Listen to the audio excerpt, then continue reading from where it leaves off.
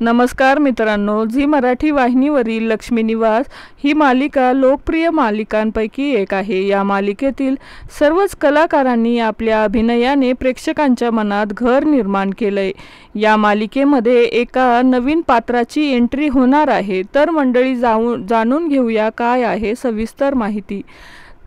या मालिकेमध्ये एका लोकपात्राची एंट्री होताना दिसणार आहे।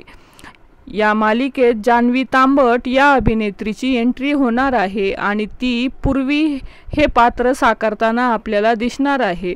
जान्हवीने या अगोदर सोनी मराठी वाहिनीवर अबोल प्रीतीची अजब कहाणी या मालिकेमध्ये दुहेरी भूमिका साकारली होती।